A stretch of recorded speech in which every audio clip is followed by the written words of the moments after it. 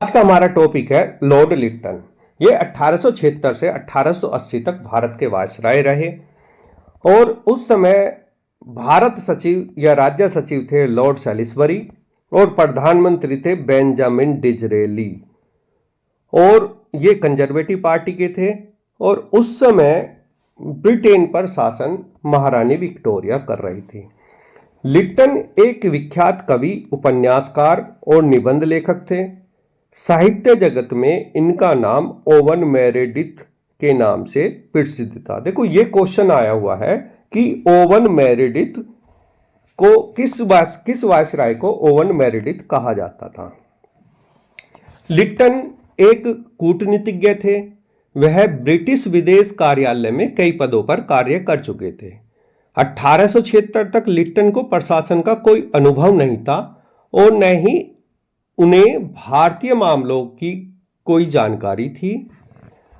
और लिट्टन को वायसराय बनाने से पहले मद्रास का गवर्नर बनाने का ऑफर मिला था इन्हें, लेकिन इन्होंने स्वास्थ्य कारणों से उसे ठुकरा दिया था। और जब इन्हें भारत का गवर्नर जनरल यानी कि वायसराय बनने का अवसर मिला तो इन्हें इसे स्वीकार कर लिया।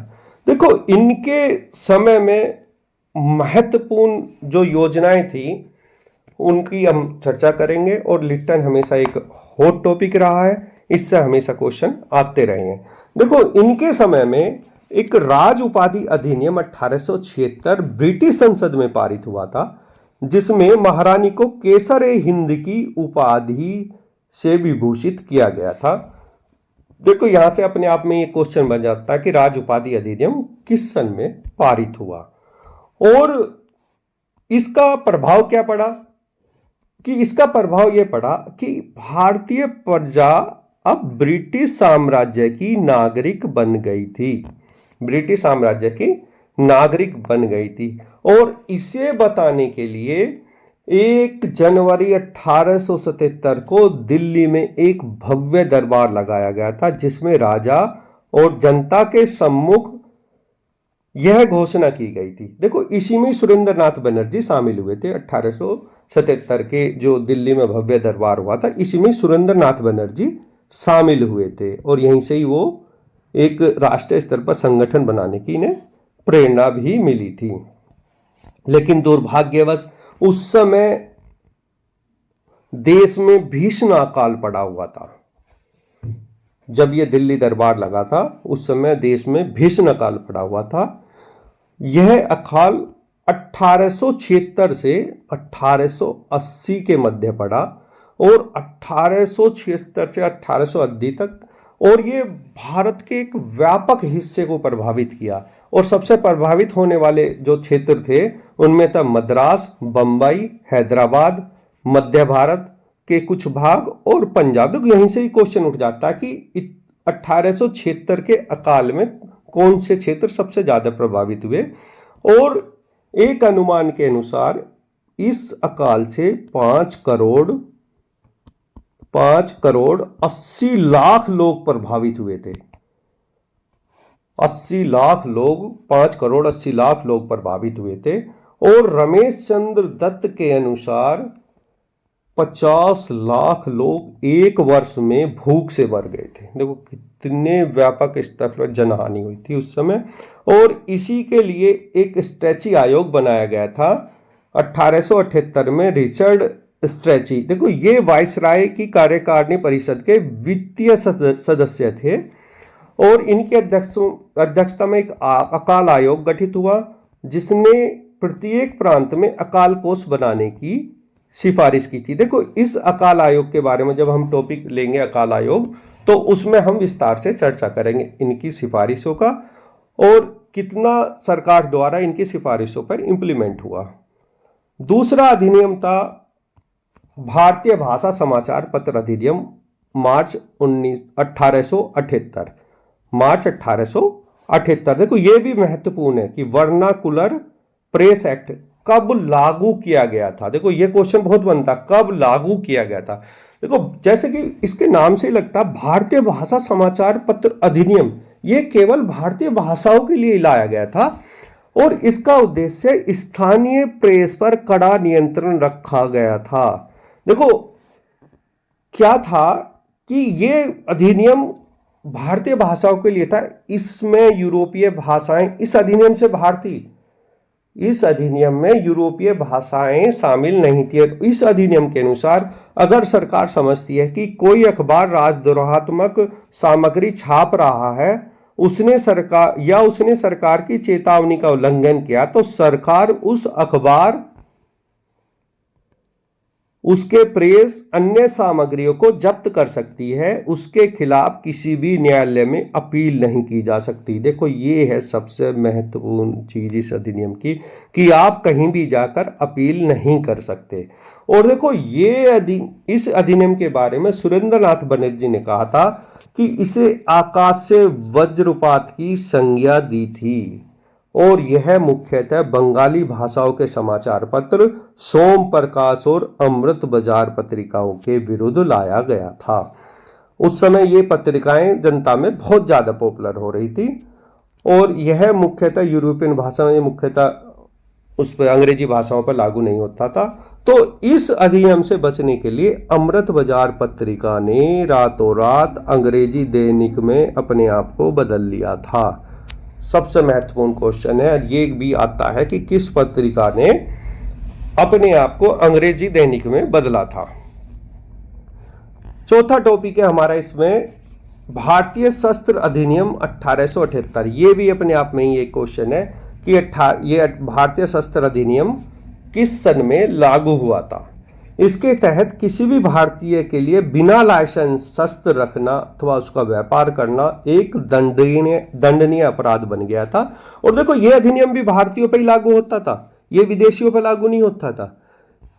यह भी यूरोपीय, एंग्लो इंडियन अथवा सरकार के कुछ विशेष अधिकारी इस अधिनियम की परिधि से बाहर रखा गया था। देखो ये सब चीजें बाहर रखी गई थी, विदेशियों को जो ये अधिनियम था इससे बाहर रखा गया था। अब पांचवा है वैधानिक जानपद सेवा। बहुत महत्वपूर्ण है, बहुत क्वेश्चन पूछे गए कि ये किसने लागू की, ये कब लागू हुई। एक बार ये HPSC के क्वेश्चन हिस्ट्री में, जो असिस्टेंट प्रोफेसर के हिस्ट्री में पूछा गया था कि ये किसने लागू की थी, तो ये लिट्टन के समय में लागू हुई थी, वैधानिक जानपद सेवा। और इसके अंतर्गत सरकार को कुछ उच्च कुल के भारतीयों को वैधानिक जानपद सेवा में नियुक्तियां मिलनी थी। देखो ये सरकार पर प्रस्ताव 1870 से था कि भाई कुछ ऐसा हो जाए कि जो संस्रावित, जो पहली सिविल सर्विसेज है, उनका 20% हम डायरेक्ट नियुक्त करें, उसका 20% हम डायरेक्ट नियुक्त करें। अब आगे लिट्टन साहब, लिट्टन पहले ही भारतीयों को सिविल सर्विसेज में आने से रोकना चाहते थे। वो ये चाहते थे कि सिविल सर्विस में भारतीय आए नहीं, लेकिन उसका इन्होंने सब्स्टिट्यूट ये रखा कि एक वैधानिक जानपद सेवा लाया ये। और इसमें उच्च कुल के, देखो राजा महाराजाओं के बच्चे होंगे उस समय, तो राजा महाराजाओं के बच्चों को डायरेक्ट नियुक्त करने के लिए ये अधिनियम लाया गया था। और ये प्रांतीय सरकार की सिफारिश पर राज्य सचिव की स्वीकृति से ही की जा सकती थी। इनकी संख्या संस्रावित जानपद सेवा की नियुक्ति के 6%, 1/6% तक ही हो सकती थी। इनकी पदवी या वेतन संस्रावित सेवाओं से कम होते थे। देखो ये पहले से इन्हें ये था कि भाई सिविल सर्विस में आने के बाद जो भारतीय थे वो अंग्रेजों के बराबर आ रहे थे, तो उन्हें कम करने के लिए, उनके जो पदों को कम करने के लिए इन्होंने ये अधिनियम लेकर आए। और देखो ये इतनी पॉपुलर नहीं हुई और इन्हें 8 वर्ष बाद ही बंद कर दिया गया था। लिट्टन ने इसका तोड़ निकाला कि भाई जब लिट्टन ने बंद नहीं कर सकता था भारतीयों को सिविल सेवा में आने के लिए, तो लिट्टन ने एक अधिनियम ले आया कि उन्होंने 1877 में भारतीय सिविल सेवा की आयु घटाकर 19 वर्ष कर दी। देखो ये 19 वर्ष में परीक्षा कहाँ होती थी? लंदन में परीक्षा हो रही है, 19 वर्ष कर दी, तो वहां जाना वैसे ही कठिन था। तो भारतीयों को रोकने के लिए उसने यह कार्य किया। देखो, एक 18 कंपनी के उच्च पदों पर नियुक्तियां जो है एक परीक्षा के माध्यम से होगी और भारतीय उसमें सेलेक्ट होने लगे। तो 1863 में पहले भारतीय कौन सेलेक्ट हुए थे? सत्येंद्रनाथ टैगोर।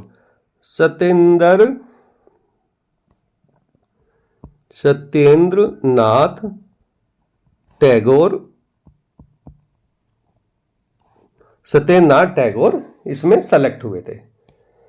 अब नेक्स्ट आते हैं हम लिप्टन के अबाध व्यापार।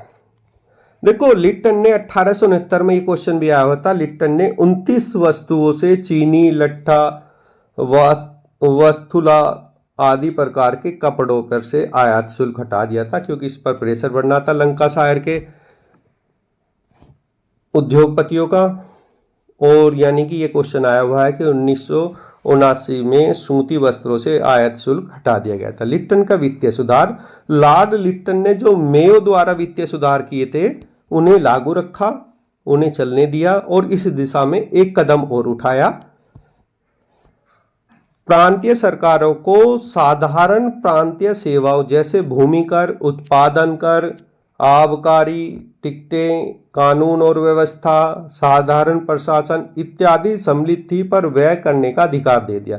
अब प्रांतीय सरकारें खुद से व्यय कर सकती थी और इसके लिए इन्होंने व्यवस्था भी करी कि प्रांतीय सरकारों को नियत अनुदान नहीं दिया गया। देखो, ना देकर उस सेवा के लिए उस प्रांत के उसी विभाग की आय दे दी गई थी। इस समय जॉन स्ट्रेसी जो थे वायसराय की कार्यकारी परिषद के वित्तीय सदस्य थे, ने सभी प्रांतों में नमक कर की दर बराबर करने का प्रयत्न किया था।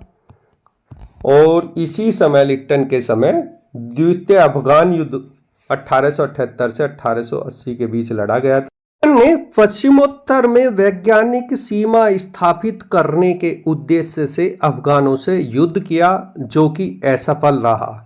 देखो, यह युद्ध उस समय हो रहा था जिस समय भारत में अकाल पड़ रहा था और भारत पर इस युद्ध के कारण बहुत ज्यादा वित्तीय भार पड़ा। इस प्रकार लिप्टन की अप्रिय और दमनकारी नीतियों से भारत की जनता में भारी असंतोष फैला और यह असंतोष दिन पर दिन बढ़ता गया और इन्हीं प्रतिक्रियावादी नीतियों ने भारतीयों को राष्ट्रीय स्तर पर एक संगठन बनाने के लिए प्रेरित किया। तो ये था हमारा लिप्टन पर आज का लेक्चर। आशा करता हूं आपको मेरा लेक्चर पसंद आया होगा। अगला लेक्चर रिपन पर होगा।